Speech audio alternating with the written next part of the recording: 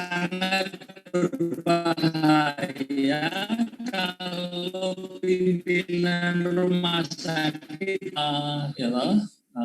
itu termasuk juga peraturan dari konsil ini terkait dengan standar profesi ya dan lain sebagainya. Ini terus kemudian kalau ada peraturan perundang-undangan mesti dibuat regulasinya. Kalau itu baru mesti harus direvisi ya. Jadi, dan kemudian ini tadi sudah saya sampaikan, minta kepada direktur rumah sakit, kemudian minta kepada asesor internal untuk melakukan sistem MONEF. MONEF bisa dilakukan bisa general seluruh rumah sakit, bisa hanya unit-unit tertentu. Berapa kali setahun dipersilahkan. Mana rumah sakit membutuhkan, misalnya saya ingin di monitoring evaluasi ini untuk IGD dan ICU saja misalnya. Nah, itu pimpinan mesti ngasih surat tugas kepada asesor internalnya. Tadi saya sampaikan, jangan lupa asesor internal mesti sudah dilatih. Kalau tidak dilatih, bagaimana dia tahu apa peran tugasnya dan bagaimana tools apa yang dia gunakan untuk melakukan monitoring dan evaluasi. Ya. Jadi Bapak Ibu, asesor itu perannya di monitoring dan evaluasi. Ya. Tidak masuk ke pelaksanaan karena kan ini tugas untuk memonitor kepatuhan dari staf terhadap semua regulasi-regulasi yang sudah disusun. Jadi mesti sudah dilatih ya, seperti latihan hari ini itu ya, untuk menjadi seorang asesor internal ya. Jadi mesti punya checklist yang tadi contoh-contohnya nanti Bapak Ibu akan diberi oleh panitia. Jangan lupa SK direktur ya. Nggak bisa melakukan tugas tanpa surat keputusan sebagai asesor internal, dan kalau kemudian nanti diminta melakukan assessment untuk unit ya ada surat tugasnya, namanya siapa, kemana, ke unit mana.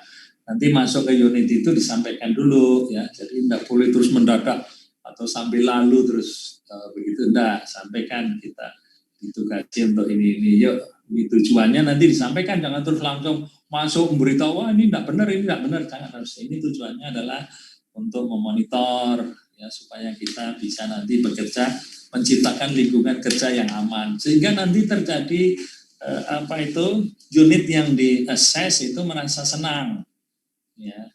Jadi motifnya harus disampaikan dulu karena peran asesor itu melakukan evaluasi terhadap implementasi mutu dan keselamatan pasien. Jadi ini secara keseluruhan. Tadi kan beberapa sampel misalnya untuk fasilitasnya, untuk perizinannya, untuk itu yang lebih ke manajerial. Nanti pembicara yang lain akan menyampaikan aspek klinis, aspek pencegahan pengendalian infeksi dan lain sebagainya. Monitoring kepatuhan staf terhadap pijakan dan SPO yang sudah dibuat, nih yang nomor 2. Dan melakukan self-assessment. Ya. Termasuk di era COVID ini, assessment untuk kesiapan rumah sakit menghadapi COVID. Jadi kapan asesor internal berperan? Pada waktu persiapan sebelum survei, ya terlibat menyusun regulasi, membuat self-assessment, berarti apa? Asesor internal mesti punya akses untuk bisa masuk ke Sismada, khususnya semua dokumen, supaya tahu nih, dokumennya sudah lengkap atau belum. Tahunya lengkap apa tidak dengan menggunakan apa? Checklist dokumen. Ya, nanti Bapak Ibu juga ada checklist dokumen. Ini untuk dokumen ini checklistnya. Begitu, ya apa saja. Karena kalau dihafalkan tidak mungkin. Saat survei nanti mendampingi surveyor, karena surveyor itu harus didampingi waktu survei. Ya. Kita berharap COVID ini segera bisa teratasi sehingga bisa hidup normal lagi, sehingga mulai ada kegiatan akreditasi.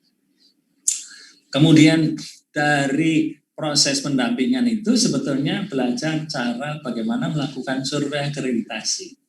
Sebab kami di KARS juga itu kalau ada rekrutmen surveyor yang lamar kok dia punya bukti-bukti sebagai asesor internal, pasti itu akan dapat scoring yang tinggi untuk bisa diterima sebagai surveyor.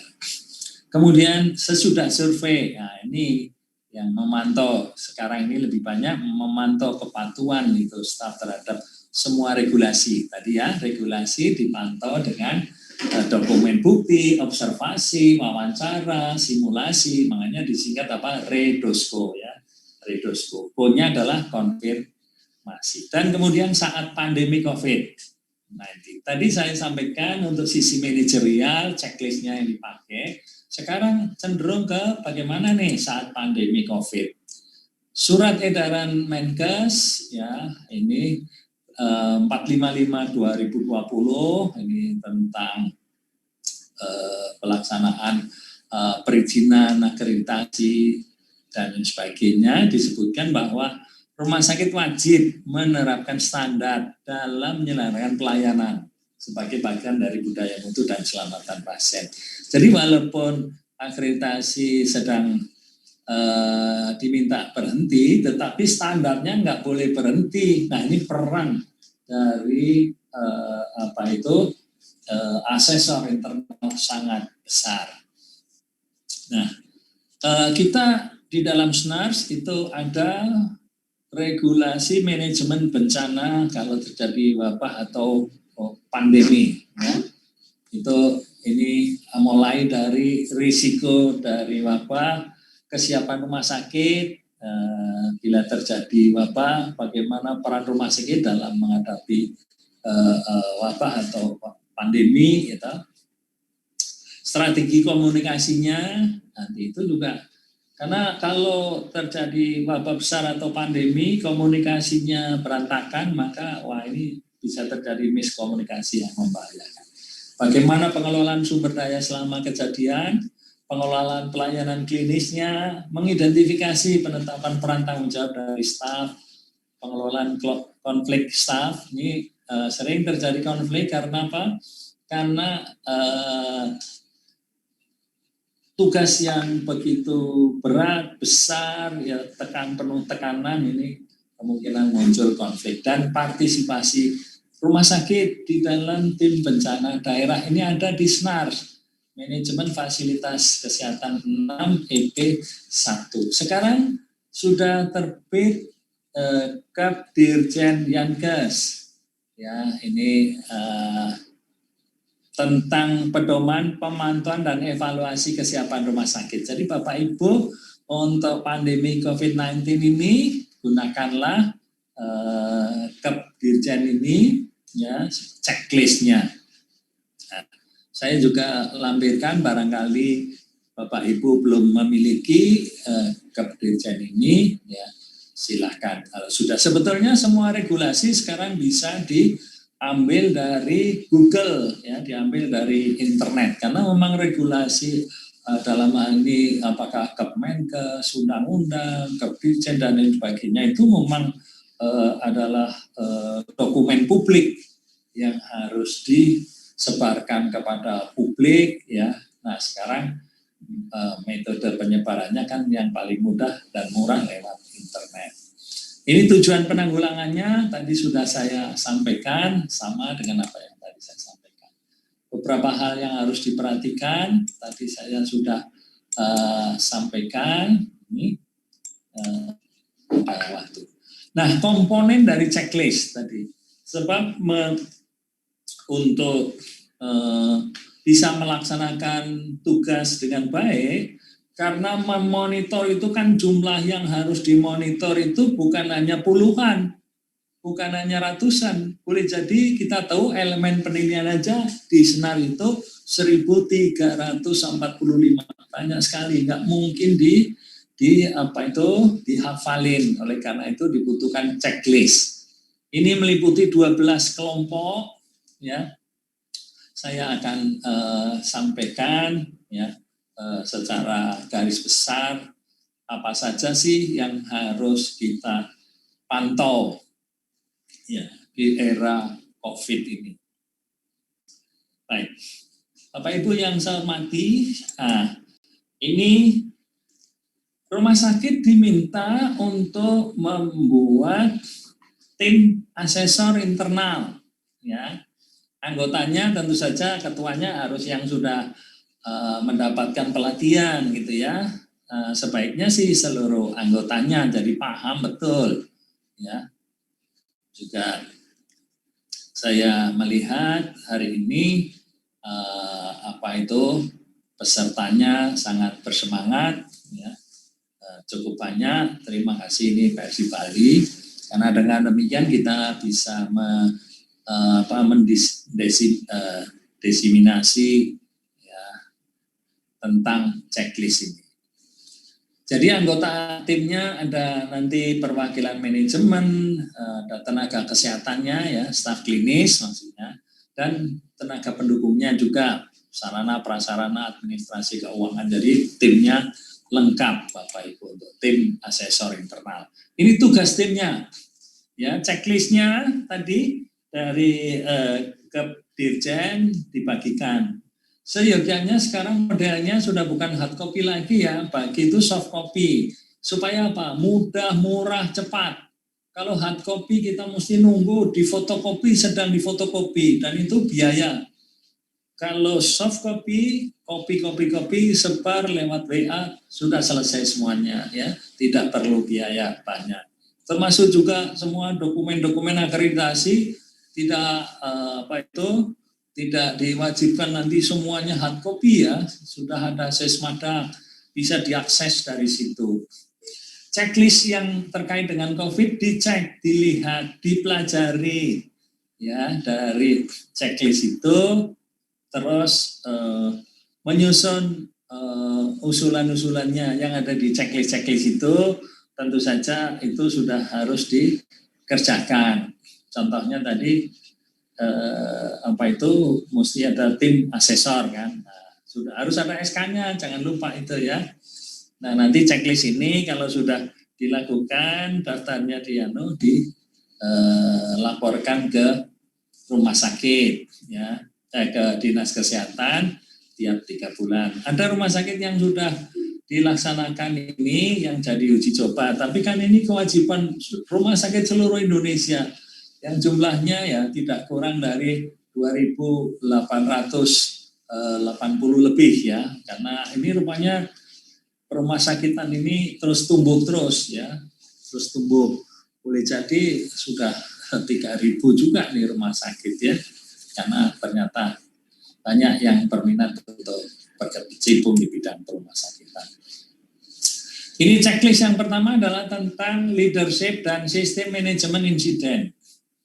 Rumah sakit diminta untuk memiliki program bencana COVID-19. Diminta punya itu, terus kemudian punya satuan tugas ya, satgas, di dalam hal ini tim bencana di level rumah sakit itu. Tadi ada tim asesor internal, ini satgas COVID harus ada sendiri. Jangan lupa itu SK-nya juga ya, seluruh satgas. Kalau satgas itu ada SK-nya secara keseluruhan nih, mulai dari ketua sampai anggotanya. Dan sebelum satgas melakukan tugas harus berkoordinasi, berkomunikasi dengan seluruh staf rumah sakit, termasuk dengan pimpinan untuk mendapatkan masukan-masukan. Kemudian kalau ada yang harus disimulasikan untuk program ini juga harus ada bukti-bukti, tanyakan bukti-bukti simulasinya ya. Tuh. Saya kira ini persis sama dengan akreditasi Bapak Ibu ya, persis sama. Terus bukti regulasi untuk tata laksana COVID itu dilihat untuk regulasi-regulasinya ini kepemimpinan dan sistem manajemen. Kemudian komunikasi dan koordinasi dan komunikasi. Yang pertama komunikasi internal di rumah sakit. Ya, dalam keadaan pandemi sistem komunikasi harus betul-betul lancar semuanya. Jangan sampai terjadi miskomunikasi. Jadi rumah sakit diminta ada program dan SPO komunikasi internal yang sudah diterapkan ya. Ini bagi siapa? Bagi staf rumah sakit, bagi pengunjung ya. Ini dan juga di situ sudah harus di SPO-nya ada peran tanggung jawab staf yang kemudian punya daftar staf dengan nama, nomor telepon dan kompetensinya ya. Ini khususnya staf klinis, terus staf-staf pejabat-pejabat rumah sakit juga harus ada semuanya sehingga kalau dibutuhkan maka petugas akan langsung lihat dari daftar, oh ini ada nomor teleponnya, langsung dihubungi gitu. Direktur, semua pejabat, kepala wakil, kepala bidang, kepala unit ya, juga staf-staf klinis ya, terus itu ada daftarnya dan nomor teleponnya sehingga kalau dibutuhkan ada. Ini kenapa daftar ini penting dan itu juga tersedia di seluruh unit layanan. Peralatan komunikasi juga tersedia dan berfungsi. Ya. Kalau rumah sakit sistem komunikasinya ya, termasuk juga untuk komunikasi dari unit ke rumah sakit, ke pusat, dari rumah sakit kemudian ke rumah staf medis, rumah pimpinan ya. Dan prosedur-prosedur untuk komunikasi ini dalam keadaan darurat sudah harus dilatihkan. Jadi tidak kalau betul-betul terjadi kondisi-kondisi darurat, komunikasinya sudah lancar karena sudah dilatih dan dikomunikasikan. Kalau yang eksternal bagaimana? Eksternal ini adalah dari rumah sakit keluar. Tadi kan ada satgasnya, kemudian komunikasi dengan dinas kesehatan. Ya. Rumah sakit diminta menetapkan ada jubir rumah sakit yang ngomong tentang COVID. Jadi tidak semua orang boleh ngomong di depan publik. Ada jubir, juru bicara, ya menyangkut misalnya manajemen. Nanti yang klinik juga mesti orang klinik yang bicara, itu jubirnya ada jubirnya nanti. Ya, tidak boleh masing-masing dokter bicara sendiri-sendiri, wah bisa kacau ya. Mesti nanti koordinasi dulu siapa yang jubir ini, kemudian meminta siapa, kalau itu butuh kepakaran nanti dia akan memanggil siapa yang dibutuhkan untuk berbicara gitu ya. Juga daftar stakeholder yang terkait dengan COVID nih, gitu. Ada satgas COVID di kabupaten atau kota atau provinsi, gitu, yang terkait dengan COVID, semua ada daftarnya. Jangan lupa nomor teleponnya juga itu ya. Kemudian untuk surveillance dan manajemen informasi, ini staf diberi pelatihan, ya. Diberi pelatihan definisi operasional COVID. Ini definisi kan juga mengalami revisi ya. Nah, ini yang harus dilatihkan. Suspek itu apa? Probable, konfirmasi, kontak erat, pelaku perjalanan. Nah itu diskredit, selesai isolasi kematian, ini harus dilatihkan dan juga definisinya disebarkan, lagi dilatih paham supaya jangan salah pengertian di sini. Formulir untuk notifikasi kalau ada penemuan kasus COVID-19 ya, ini juga ada formulirnya. SPO pengumpulan konfirmasi dan validasi data.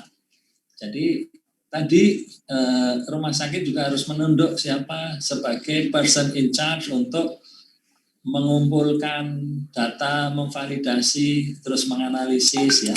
Jadikan satu saja dengan yang PIC untuk data yang sudah dilatih di PMKP. Mohon izin dok. Ya. Kita punya waktu 10 menit lagi. Baik, saya akan percepat ya. Terima kasih. Terima kasih. Ini manajemen informasi rumah sakit ya.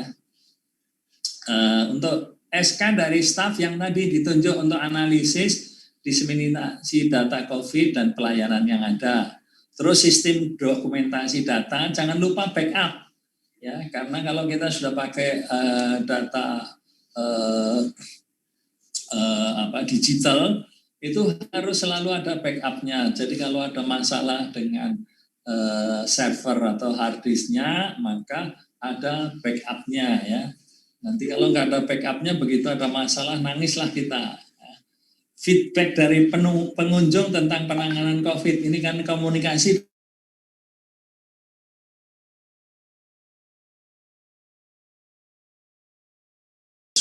questionnaire. Rumah sakit bisa pakai Google Form ya, Google Form. Ini staf rumah sakit itu sekarang menurut saya harus dilatih untuk contohnya misalnya membuat video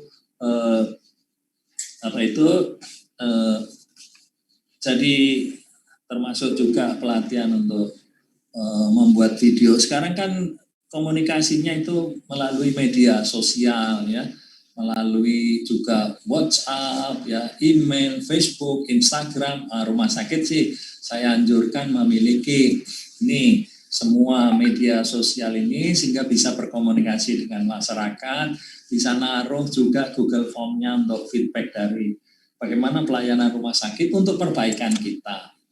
Komunikasi risiko dan keterlibatan masyarakat. Jadi rumah sakit diminta punya protokol dan SPO untuk komunikasi risiko tentang COVID dan pencegahan pengendalian infeksi, serta bagaimana melibatkan masyarakat di situ. Ya. Pesan-pesan kunci di dalam komunikasi risiko tadi, ya, sebab miskomunikasi dengan masyarakat itu sangat merugikan rumah sakit. Contoh, ya, tempo hari muncul rumor tentang rumah sakit meng-COVID-kan pasien supaya dapat keuntungan, ya. Tapi ini adalah termasuk pesan kunci yang harus diperbaiki nih, ya. Kita sekarang bisa mengambil dari internet pesan-pesan yang sudah untuk mengcounter pesan-pesan hoax seperti itu, gitu. Nah, itu yang tugas dari tim termasuk juga humasnya rumah sakit harus bersatu, ya. Itu kerja keras betul. Ada staf yang ditunjuk untuk update bahan-bahan. Kan tiap hari muncul bahan-bahan, dipilih itu yang sesuai, yang bagus-bagus untuk dikomunikasikan pada masyarakat, ya. Untung-untung lebih bagus rumah sakit membuat sendiri. Ini contohnya sudah nanti buat dengan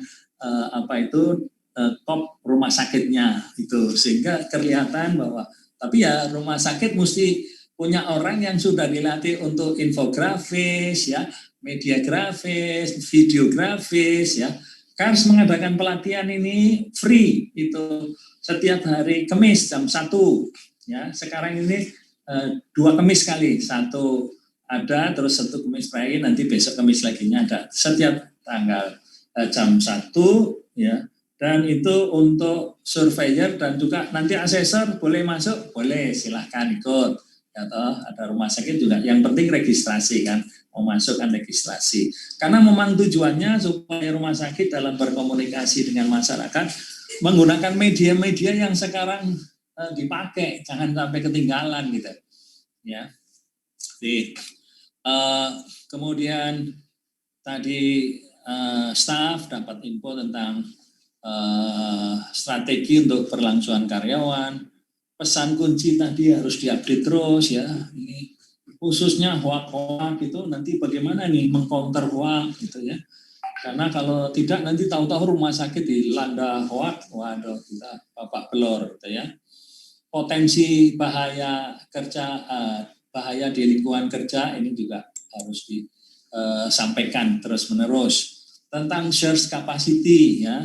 Karena jumlah pasien sekarang ini kita sedang terjadi nih sebetulnya ya, surge capacity, lonjakan kapasitas ya, karena jumlah pasien meningkat ya. Ada rumah sakit yang sampai bornya sudah mendekati 100%. Nah ini kan kalau sudah 100% nggak bisa terima pasien nih. Pasien mau masuk nunggu yang keluar dulu. Sedangkan kita tahu COVID ini length of stay-nya cukup panjang nih ya, gitu. Bagaimana program mengantisipasi surge capacity? Berarti tadi ada perencanaan ya, perencanaan untuk apakah menambah pelayanan, termasuk stafnya. Kalau ada banyak stafnya yang terpapar kan ini berhenti, mesti rekrut ya. Dan itu tidak mudah ini, tidak mudah. Bagaimana pengadaan saat surge capacity ya, sebab membeli barang-barang misalnya APD itu mesti yang sudah ada standarnya. Kalau tidak sesuai standar, tidak ada gunanya, bahkan membahayakan. Termasuk data SDM yang terbaru itu tadi saya sampaikan di KKS kan harus ada pola ketenagaan. Ya. Nah nanti kenapa terbaru? Karena tadi ada yang sakit, ya terpapar sehingga berhenti. Ini kan jadi berkurang nih, kekurangannya makin banyak. Nanti bagaimana ngatasinya ini kekurangan tersebut? Apa rekrutmen baru atau rekrutmen sementara gitu ya? Tapi jangan lupa pelatihannya.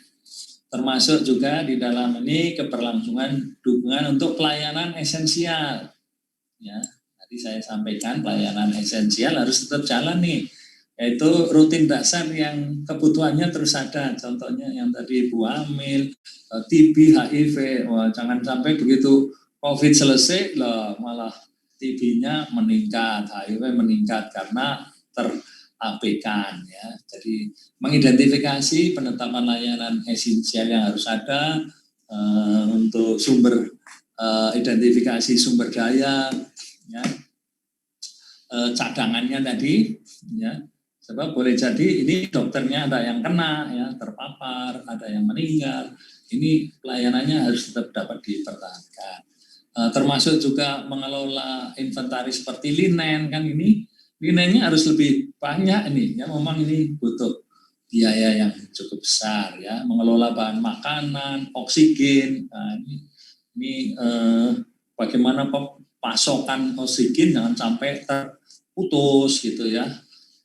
Identifikasi potensi yang mempengaruhi keamanan rumah sakit, termasuk protokol kesehatan nanti ya, screening di depan atau bahkan screening dengan menggunakan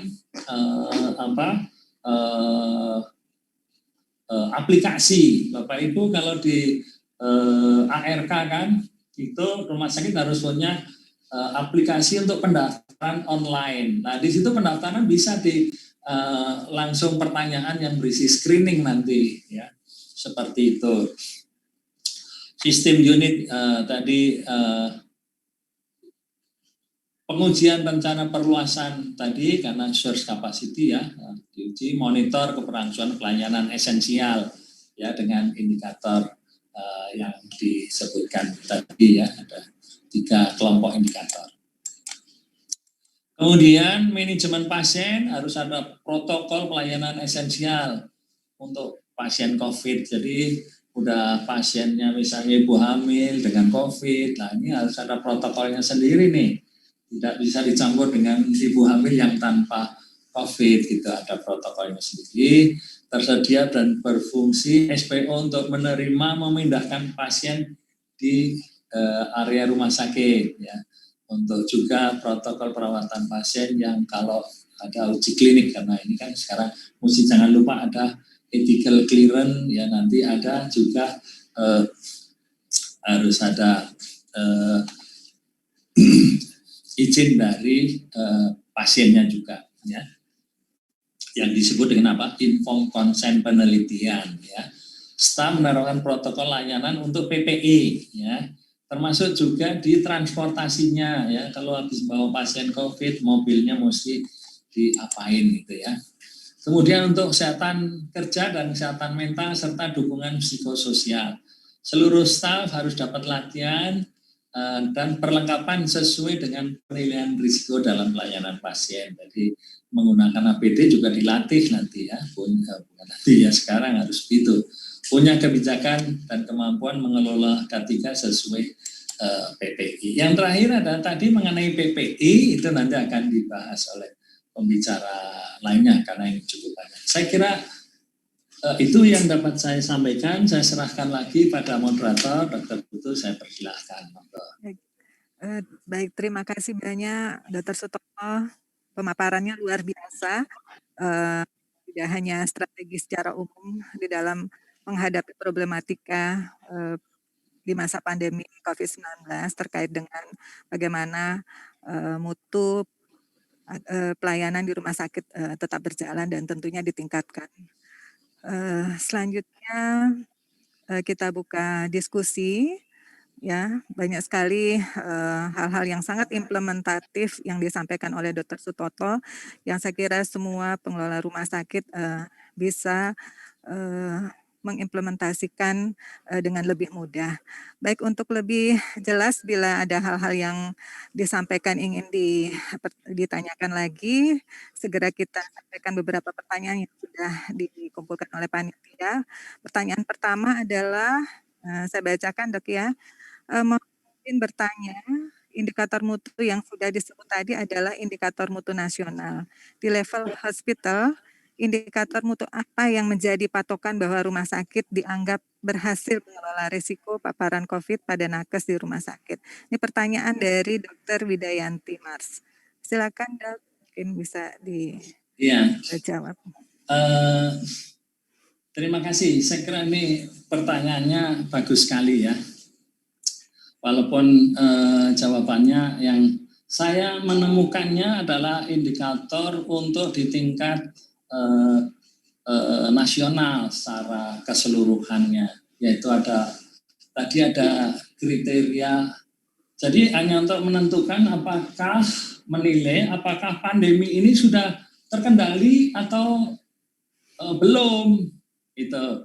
Dan data itu kontribusinya dari Fasiankes, ya, dari Fasiankes. Karena kalau rumah sakit kan tidak bisa mengendalikan pasiennya gitu, ya.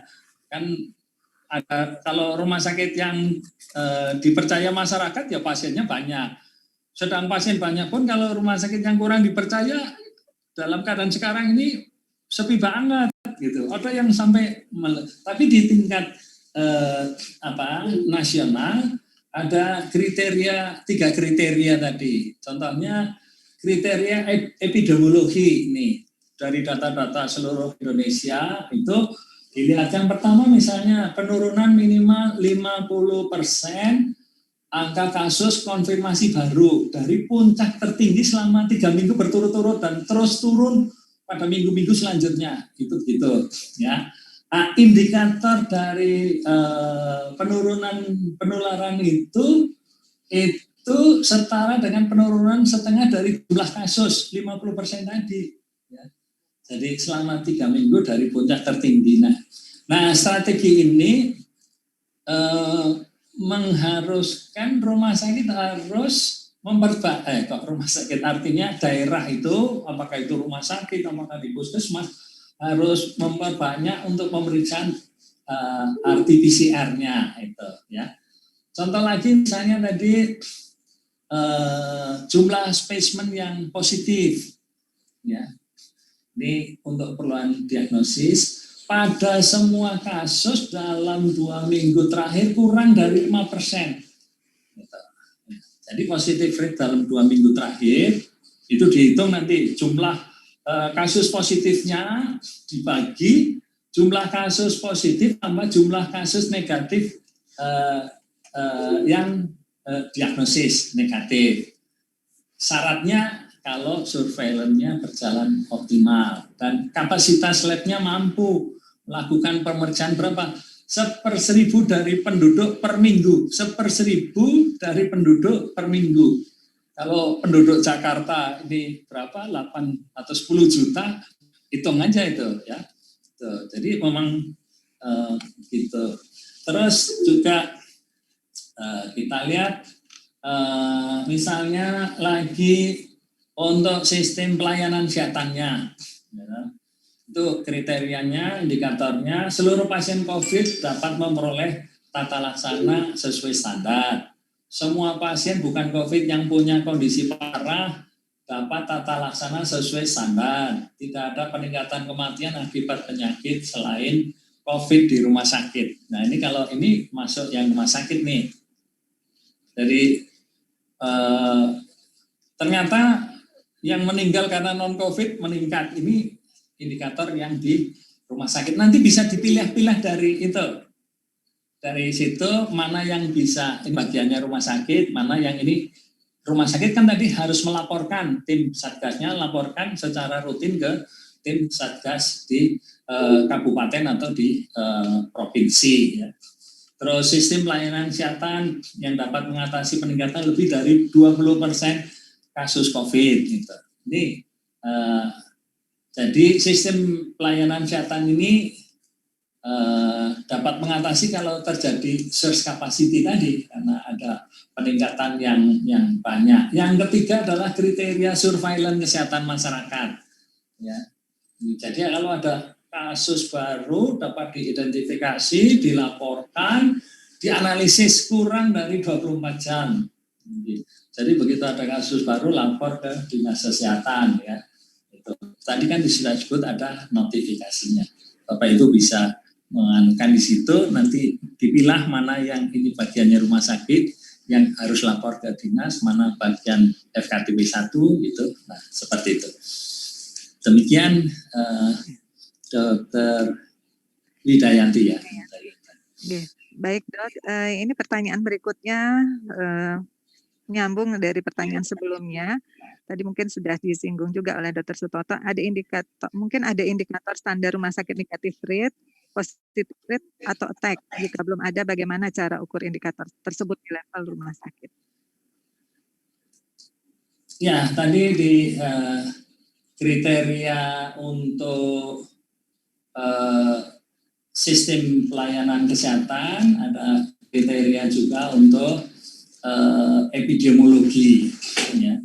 Itu kalau kita lihat tadi contoh-contoh yang saya sampaikan, contoh misalnya jumlah spesimen positif COVID-19 pada Sentinel Iri dan Sari dalam 2 minggu terakhir. Nanti saya kira itu dipisahkan satu persatu ini. Ini tim rumah sakit sudah memintahkan. Jadi indikator yang menunjukkan rantai penularan sudah dapat diantisipasi, identifikasi dan ditanggulangi. Termasuk penurunan jumlah kematian, jumlah kasus kematian baik kasus probable maupun kasus konfirmasi dalam 3 minggu terakhir. Ini ya. Penurunan jumlah pasien dirawat dan kasus kritis yang butuh ICU pada kasus konfirmasi dalam 2 minggu terakhir. Ini terkait, kalau yang epidemiologi ini banyak yang terkait dengan rumah sakit ya. Tapi kan bukan dalam satu rumah sakit dalam satu daerah gitu. Penurunan kematian karena pneumonia pada setiap kelompok usia gitu, dan seterusnya. Demikian yang dapat saya jawab, Dr. Putu. Baik, terima kasih Dr. Sutoto. Saya kira sudah menjawab apa yang ditanyakan oleh Dr. Wijayanti. Kita lanjut pada pertanyaan ketiga, yakni jika indikator mutu dijalankan dalam rumah sakit, apakah ada batasan karakteristik sebagai patokan bahwa benar kiranya rumah sakit tersebut melakukan indikator mutu tingkat provinsi maupun nasional? Dari Dian. Pertanyaan, silakan Dok. Oh ya, maksudnya ini mungkin terkait dengan benchmarking ya. Yeah. Kalau rumah sakit sudah memiliki Sismadak, saya kira sudah 2.000 lebih rumah sakit yang sudah memasang Sismadak, dan kemudian menunjuk person in charge untuk di masing-masing unit ada PIC data. Dia yang nanti ngumpulin datanya, memasukkan ke Sismadak. Ya, nanti kalau sudah dimasukkan itu, Sismadak yang akan memproses, gitu. Nanti keluar angkanya untuk indikator mutu itu. Nah, di samping itu, rumah sakit juga dapat angka nasional. Dari mana angka nasional didapat? Dari kontribusi dari rumah sakit ini. Kan tadi memasukkan rumah sakit A memasukkan data, misalnya infeksi daerah operasi misalnya.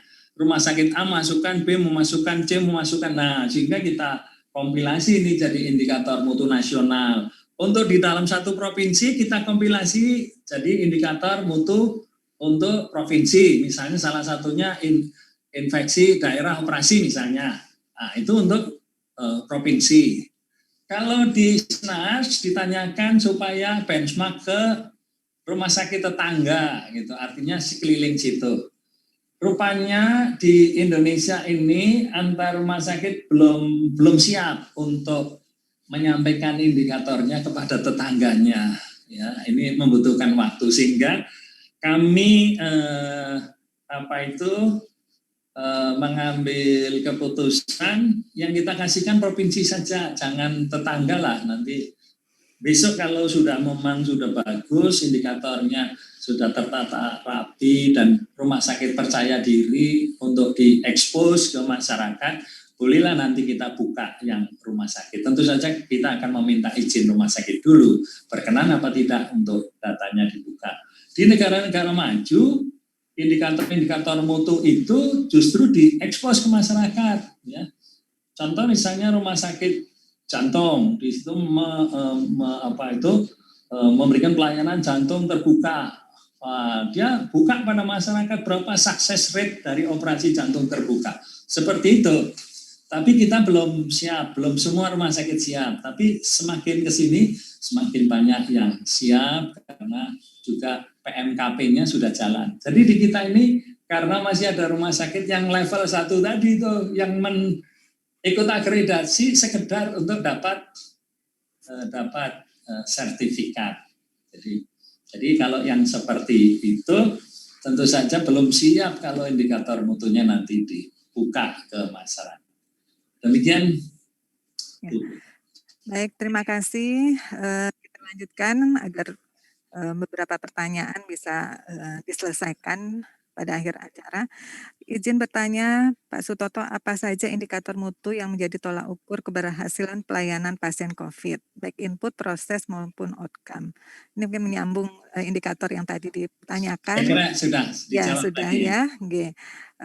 Selanjutnya, pertanyaan nomor 5, mohon bertanya pada telemedicine dalam keberhasilan pengendalian pandemi. Datang dari Rumah Sakit Umum Daerah Kota Malang, Pak Husnul Muarif. Mungkin silakan, Dok. Iya, telemedicine di Indonesia, khususnya misalnya kayak teleradiologi, lebih banyak kepada itu, misalnya teleradiologi. Terus, tapi juga ini sekarang berkembang banyak rumah sakit di mana telemedicine itu untuk menurunkan kontak antara dokter atau staf rumah sakit dengan pasien. Jelas ini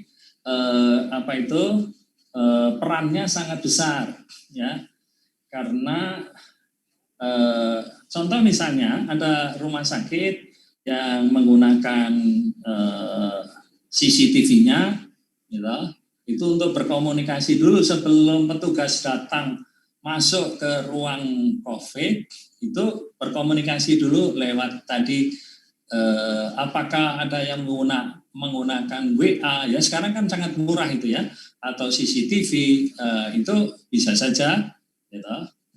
Yang penting adalah monitornya harus pada staf klinis nih, bukan di satpam nih ya, CCTV tidak. Karena kalau monitornya di satpam kan, wah itu enggak boleh itu. Monitornya di staf klinis untuk kepentingan klinis. Jadi misalnya ada keluhan, dia sudah bisa muncul dulu, ya berkomunikasi. Nanti sehingga petugas masuk ke dalam itu sudah betul-betul membawa semua apa yang diperlukan oleh pasien, dan juga termasuk di situ untuk tadi kebutuhan untuk kesehatan jiwa juga, ya. Jadi itu komunikasi seperti itu. Jadi meminimalisasi kontak antara petugas dengan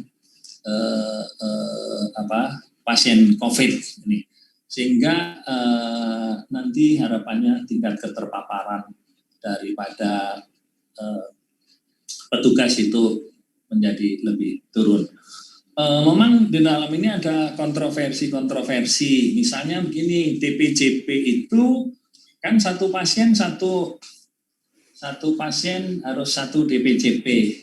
Di era COVID ini, Prof. Menaldi menyampaikan bahwa kalau satu pasien satu DPJP, maka boleh jadi dokter nanti dia harus terus tidak ada istirahatnya, ya. Sedangkan sekarang ini kan juga dokter perlu juga ada istirahat karena tekanannya begitu besar.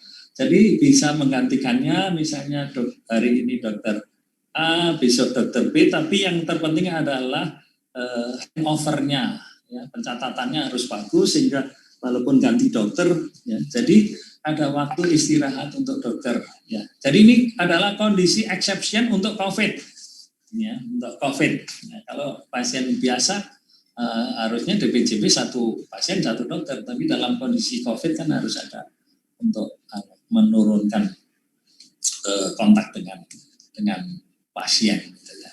Jadi upaya-upaya sebetulnya sekarang itu fokusnya upaya untuk menurunkan kontak dengan pasien seperti screening. Sebetulnya di SNARS itu kan ada ARK sudah menyampaikan rumah sakit harus ada sistem pendaftaran online sebelum ada pandemi.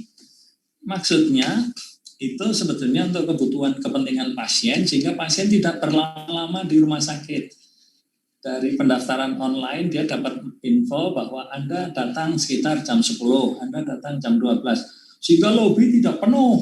Itu satu. Kedua, itu tadi saya sampaikan, sistem pendaftaran online ini dipakai juga untuk screening nanti.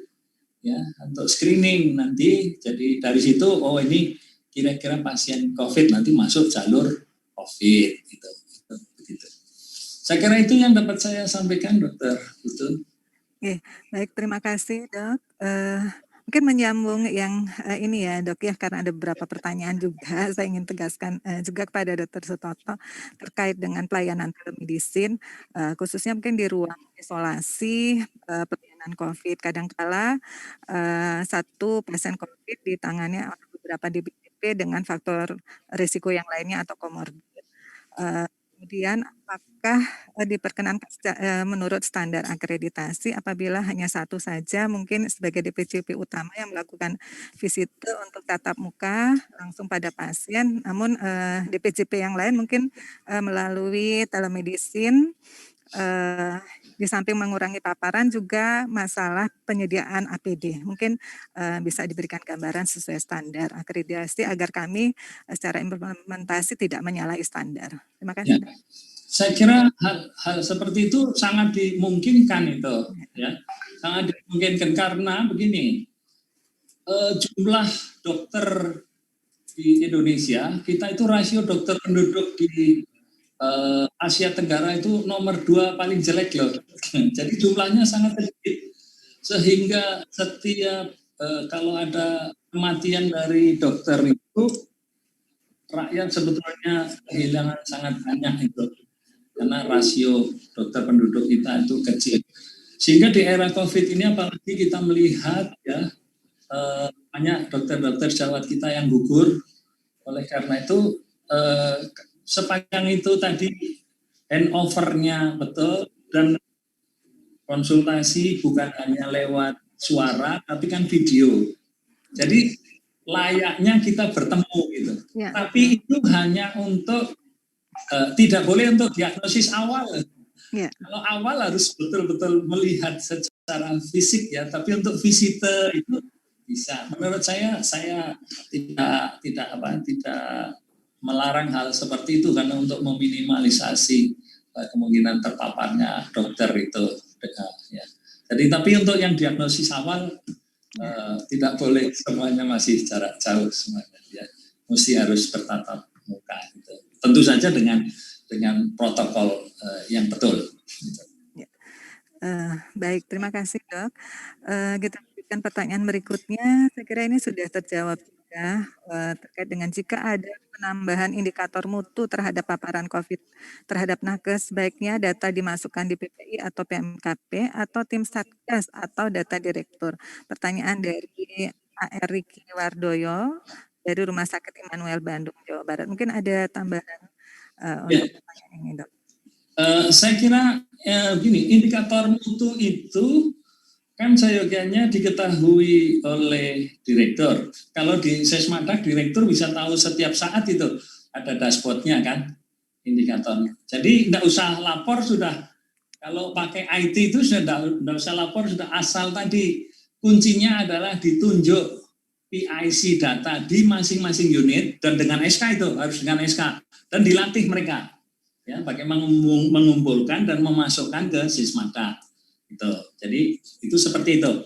Nah, direktur itu bisa setiap saat melihat di dashboard, ya, di dashboard eh, itu kalau data yang di Sesmadang itu sudah tidak dipilah-pilah lagi nih, data PMKP ini, data PPI, kan datanya hanya dipilah-pilah menjadi yang pertama data indikator mutu nasional, indikator area klinis, area manajemen, terus sasaran keselamatan pasien. Kemudian ini COVID, nanti melihat dari situ yang tadi saya sampaikan di panduan Kemenkesnya dimasukkan, gitu, dimasukkan, di situ ditambahkan.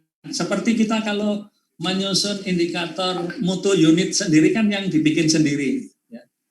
Ya. Kalau ini dimasukkan nanti tidak usah dipilah-pilah ikut mana. Tapi kalau untuk checklist memang sudah dipilah-pilah. Untuk PPI ada sendiri yang tadi nomor terakhir itu. Ya.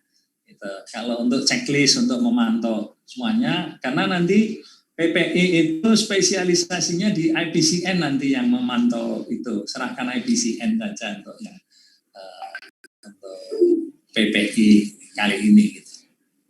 Saya kira itu, Dokter. Oke. Baik, karena dibatasi waktu, kita selesaikan satu pertanyaan lagi ya, Dok. Pertanyaan dari Dr. Cynthia Lindayani MTes RSUD Arifin Ahmad Riau.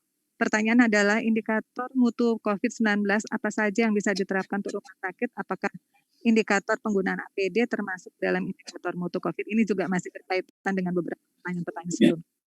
Silakan, Dok. Ya, saya kira tadi rumah sakit kan persis kayak diminta untuk indikator mutu unit. Ya, kan diminta menyusun sendiri.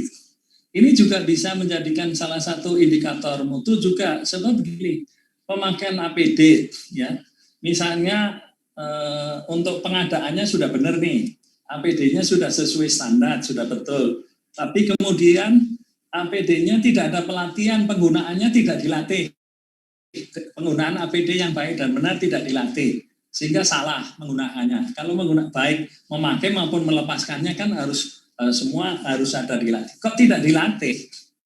Nah, ini berarti nanti termasuk di situ indikator untuk pelatihan penggunaan APD oleh staf klinis sudah dilakukan atau belum? Ya toh? Nanti bisa dibikin sendiri. Terus setelah itu tadi pelatihannya, terus kepatuhan staf memasang dan melepas APD, kepatuhannya juga itu bisa jadi indikator. Ya, sebab boleh jadi masangnya udah benar, ngelepasnya yang nggak benar. Dan terus bagaimana kemudian mengukurnya gimana kalau misalnya waktu memakai dan melepaskan APD kan dalam ruangan yang tertutup misalnya. Itu kan kita nggak boleh di ruang ganti terus kemudian pasang CCTV, apalagi itu ruang ganti temannya asesor internal lihat kan enggak, itu nanti pakai body system ya. Jadi temannya yang saling sebetulnya kalau ini dikomunikasikan dengan baik, temannya saling mengingatkan, kamu masangnya nggak benar, ngelepasnya nggak benar, itu body system itu. Jadi saling mengingatkan, karena asesor nggak boleh masuk di ruangan itu, apalagi kalau jenis kelaminnya beda dan dia nanti terpapar itu asesornya. Jadi temannya yang bareng-bareng nanti ya setelah pelatihan nanti prakteknya bagaimana, itu bisa jadi indikator. Ya. Rumah sakit bisa menyusun indikatornya untuk COVID ini sendiri itu ya, sesuai dengan kondisi rumah sakit masing-masing. Kalau suatu daerah yang baru mulai ketat ya nanti berarti di pelatihannya, pemakaiannya dan seterusnya. Kayak gitu. Baik, terima kasih. Mungkin ini sayang dilewatkan, mohon izin untuk pertanyaan terakhir, kriteria person atau bagian yang menjadi asesor internal di rumah sakit itu apa, Dok? Mungkin bisa berikan. Nomor satu, dia punya passion untuk belajar. Karena asesor internal itu harus belajar gitu ya, untuk belajar tentang standar-standar akreditasi, itu nomor satu. Nah, kemudian tidak tergantung apakah dia dari profesi manapun, karena mengakses itu kan nanti di akreditasi bisa dipilah-pilah. kita juga membagi jadi medis, manajemen, dan keperawatan, karena memang medis sama keperawatan ya memang areanya. Tapi manajemen kita makin memperluas nih, bukan hanya dokter dengan manajemen, tapi kita juga sudah mulai ada apoteker, ada ahli reka medis, dan lain sebagainya. Kita mulai memperluas untuk yang manajemen. Tapi kalau yang keperawatan sama medis memang itu sangat spesifik. Jadi sebetulnya kuncinya di situ. Kalau yang sudah pernah atau dia menjadi anggota tim akreditasi, kan akreditasi kan ada timnya, itu lebih bagus gitu ya.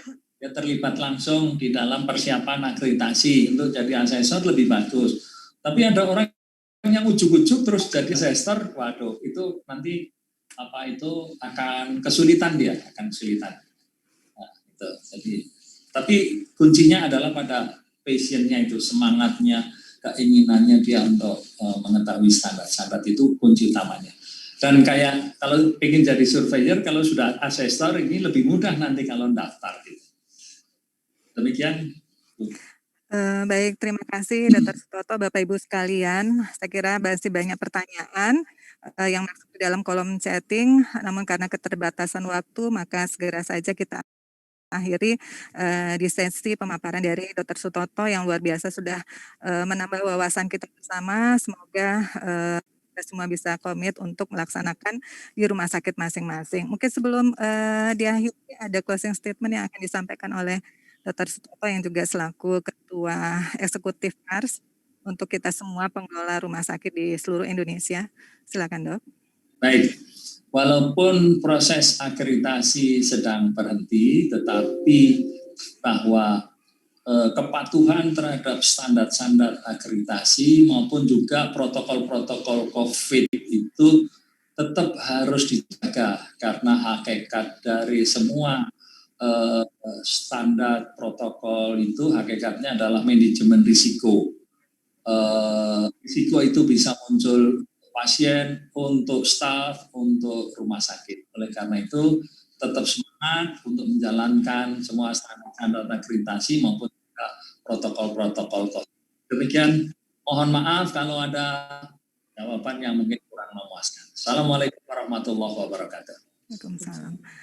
Terima kasih sekali lagi pada Dr. Sutoto untuk kita semua. Semoga Dr. Sutoto selalu senantiasa diberikan perlindungan dan kesehatan, serta tetap semangat untuk membimbing kami seluruh pengelola rumah sakit khususnya di masa pandemi COVID-19 ini. Kepada Bapak Ibu peserta, saya ucapkan terima kasih juga telah atensi selama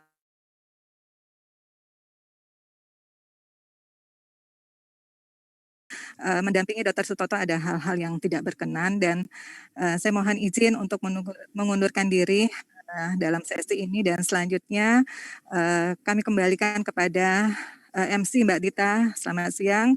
Mohon izin Dr. Sutoto. Assalamualaikum warahmatullahi wabarakatuh. Salam sejahtera buat kita semua. Om Santi Om. Selamat siang. Terima kasih Dr. Dian, terima kasih Dr. Sutoto. Yang pasti kita harapannya bisa segera bertemu kembali dalam acara workshop, tapi tidak online ya, tetap muka. Salam akreditasi, tetap semangat dokter ya, dan juga kesehatan. Ya, dan hadirin para peserta workshop online, di sesi yang pertama ini yang disampaikan Dr. Toto itu sudah mulai memacu